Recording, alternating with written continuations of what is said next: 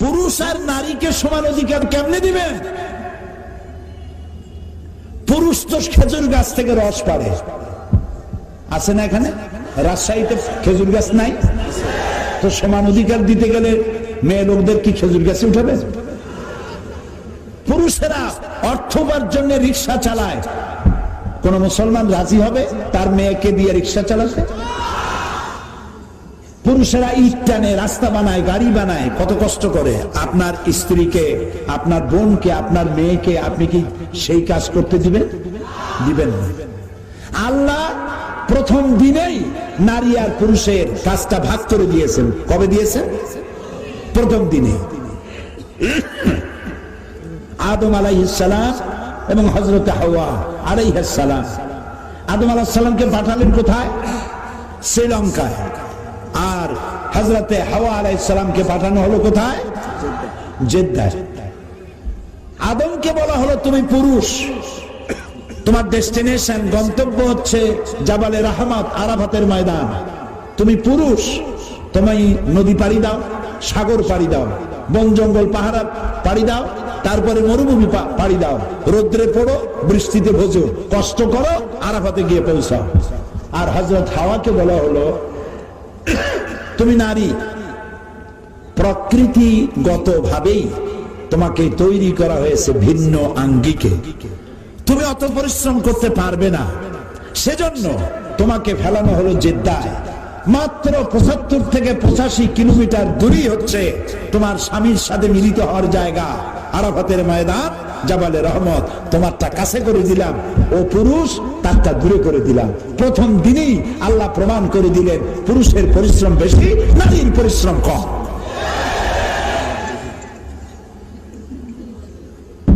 কাজী নারীকে আপনি পুরুষের সমান অধিকার দিবেন একথা বলবেন না, তাহলে বিপদ হবে। নারীকে দিবেন ন্যায্য অধিকার। সেই ন্যায্য অধিকার প্রতিষ্ঠিত করেছেন আল্লাহ এবং তার রাসূল। আল্লাহ রাসূলের চাইতে আপনি কি করে নারীর কল্যাণকামী বেশি হতে পারে? হতে পারে কেউ? কেউ পারে না। সেজন্য আল্লাহ রাব্বুল আলামিন নারীকে অধিকার, এই যে যারা বলে যে বিয়ে করেছি মা বাপের মায়ের খেদমত করবার জন্য, মা বাপের খেদমত করার জন্য বিয়ে করেছি, কোন কোন পুরুষ এরকম বলে, রাজশাহীতে বলে এরকম। এই কথাটি আদৌ ঠিক নয়। আপনার বউর কোন ঠেকা পড়ে নাই আপনার মা বাপের খেদমত করা, তার জন্য আপনার মা বাপের খেদমত করা আপনার বউয়ের জন্য ফরজ নয়, ওয়াজিব নয়, দায়িত্ব। তিনি করবেন, এটা তার দায়িত্ব, কিন্তু আল্লাহ তাকে বাধ্য করে নাই। আপনার মা বাপের খেদমত করা পুরা ফরজ দায়িত্ব আপনার নিজের। বরং স্ত্রীকে দিয়ে আপনি খেদমত করতে বাধ্য করতে পারবেন না। আপনি তাকে অনুরোধ করবেন, সে খেদমত করবে, এটা দায়িত্ব, করেও থাকে আমাদের দেশে, কিন্তু আপনি ওই কথা বলবেন না।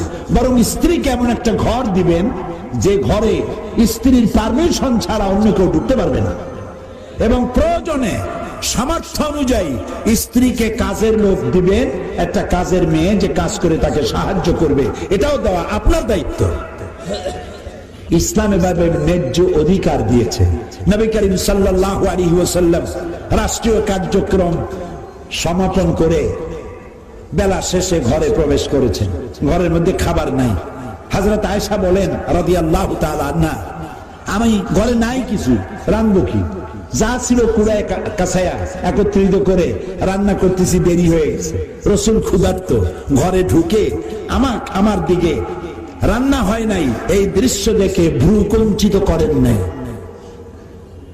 মুখ মলিন করেন নাই, চোখ মোটা করেন নাই, আমাকে ধমক দেননি, বরং আমার কাছে বসে আমার রান্নার কাজে আল্লাহ রাসূল বিশ্ব নবী আমাকে রান্নার কাজে সহযোগিতা করেছে। এটার নাম ইসলাম। চিরকাল আপনার বউ আপনার জামা কাপড় সাফ করবে আর আপনি একদিনও বউ শাড়িটা ধুয়ে দেবেন না, এটা হয় না। চিরকাল আপনার বিছানা সে গুছায় দেবে, আপনি বিছানাটা একদিনও গুছাবেন না, এটা হয় না। চিরকাল আপনাকে রান্না করবে, রান্না করে দেবে, আপনি একদিনও চুলার কাছে গিয়ে বউয়ের ঘামও মুছায় দেবেন না, রান্নাও সহযোগিতা করবেন না, এটা হয় না। এটার নাম ন্যায্য অধিকার। তার ন্যায্য অধিকার থেকে আদায় করেন। খালি একটা জায়গা পাইছে, একটা জায়গা পেয়েছে, মেয়েদের সামনে বলেছি, আপনাদের শুনাই। সেটা হলো ওই বুদ্ধিজীবীরা আর কিছু কুশীল, সুশীল বলতে পারলাম না, দুঃখিত।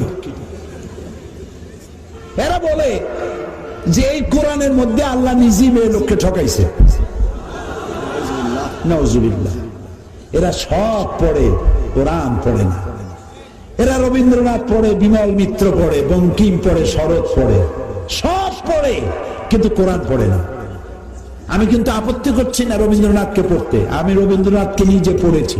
রবীন্দ্রনাথের 2 বিঘা কবিতা পড়ে আমি কেঁদেছি, তার কাবুলিওয়ালা বই পড়ে আমি কেঁদেছি, শরতের সব রচনা বলি আমি পড়েছি। বঙ্কিমের এমন কোন বই নাই যা আমি পড়ি নাই। পড়তে তো কোনো নিষেধ নেই, অশ্লীল না হলেই হলো। তা আপনি তো আগে এইটা পড়বেন। এটা কি বলেন? এটা কি? এই মৌলিক জ্ঞান যদি আপনার ভেতরে থাকে তাহলে কোন বই পড়ে আপনি বিভ্রান্ত হবেন না। এটা গাইডলাইন আপনাকে দেবে। এই বুদ্ধিজীবী এবং কুশীলরা ওরা বলছে যে নারীকে আল্লাহ ঠকাইছে। কেমনে? কয় যে ছেলেরে দিছে যা, মেয়েকে দিয়েছে তার থেকে কম। এক ছেলে সমান 2 মেয়ে, 2 মেয়ে সমান 1 ছেলে। এই যে আল্লাহ নিজেই ঠকালেন, বলেন নাউজুবিল্লাহ। কিন্তু এটা তো ঠকানো নয়, মেয়ে তো পাচ্ছে কত জায়গা দিয়ে। আপনি কি দেখেছেন? মেয়েটা পাচ্ছে বাপের কাছ থেকে, মায়ের কাছ থেকে, ছেলের কাছ থেকে, স্বামীর কাছ থেকে, আরো পাচ্ছে স্বামীর কাছ থেকে মহারানা অর্থনৈতিক নিরাপত্তা। সুবহানাল্লাহ বলতে ইচ্ছা করে না। 5 ভাগ, 5 গুণ বেশি পেল। ছেলেটা পাইলো কয় জায়গা দিয়া? মাত্র 1 জায়গা, আর তাতেই শক্ত মোটা হয়ে গেল। ছেলে তো 1 জায়গা দিয়ে পেয়েছে, বাপের কাছ থেকে ডাবল পেয়েছে, আর পাওয়ার জায়গা নাই। আর মেয়ে পেল 5 জায়গা দিয়ে। মহারানা দেওয়া কোনো সুন্নত নয়, নফল নয়, ওয়াজিব নয়। মহারানা দেওয়া কি? রাজশাহীতে দেয় মহারানা? হ্যাঁ, উল্টা আদায় করে। রাগ করছেন? রাজশাহী না, সব জায়গায় উল্টা আদায় করে। বলে কি? ওই যে যারা ঘটকালি করে, ঘটক বলে না কি বলে, ঘটে কালি মাখে। ছেলে খুব ভালো, মেয়েওয়ালাকে গিয়ে বুঝায়, ছেলে দারুণ। কয় কিরকম? কয় সাংঘাতিক। কেমন সাংঘাতিক? লেখাপড়া কতদূর করছে? কয় অনেক। ম্যাট্রিক পাস করতে মাত্র 7 বছর বাকি। আর কি আছে ছেলের কোয়ালিটি? কয় আরো কোয়ালিটি আছে, পিএস খায়। পিএস খায়? প্রত্যেকদিন খায় না, মাঝে মধ্যে খায়। কোন দিন খায়? যেদিন বেশি বোতল খায়। ছেলে দেখতে কেমন? আলকাতরার চাইতে কোন অংশ কম না। মেয়েটা লাগবে চাঁদের মতো সুন্দরী। আর 10 লক্ষ টাকা দিতে হবে ক্যাশ, গুলশানে বাড়ি দিতে হবে, মঙ্গল গ্রহে অফিস বানাই দিতে হবে।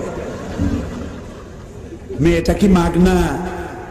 ওই মেয়েকে পেটে ধারণ করেছে যে মা 10টি মাস, আর 2টি বছর দুধ খাওয়ায়া কোলে কাকে করে মানুষ করে রাজশাহী বিশ্ববিদ্যালয় থেকে পাশ করিয়েছে। তোমাকে ওই মেয়ে তোমার সাথে বিয়ে দেওয়ার জন্য বাড়ি দিতে হবে, গাড়ি দিতে হবে। মেয়েটা ভাও হরলিক্স কেনে না মানুষেরা? তাও কথা বল না কেন? হরলিক্সের সাথে বেশি যাতে কেনেন সেজন্য একটা গ্লাস ফ্রি। টুথপেস্ট কিনবেন, ব্রাশ ফ্রি। আরো দামি টুথপেস্ট যদি কেনেন, ব্রাশ দিয়া বাড়ি যে মাইজে দিয়ে আসবে।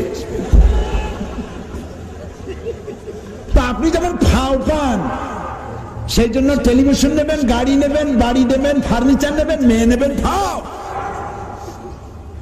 এই ধরনের ছোট লোকদের কাছে মেয়ে বিয়ে দিবেন না। শপথ করুন মেয়ে দিবেন না। যৌতুক নেওয়া হারাম। শ্বশুর যদি ইচ্ছে করে কিছু দেয় আলহামদুলিল্লাহ, আর যদি না দেয় নাউজুবিল্লাহ। নাকি যদি ইচ্ছে করে কিছু দেয় দিতে পারেন, তা দিতে হবে মেয়েকে। ছেলেকে দেওয়ার রেওয়াজ নাই ইসলামে। রাসূল করিম বলেন সাল্লাল্লাহু আলাইহি ওয়াসাল্লাম কলিজার টুকরা মেয়ে মা ফাতেমাকে বিয়ে দিয়েছিলেন কার সাথে? রাসূল কিছু উপহার সামগ্রী দিয়েছিলেন। কি দিয়েছিলেন? জাতা, তোষক, পানি রাখার সরাহি, এগুলো কি পুরুষের জন্য না মেয়ে লোকের জন্য?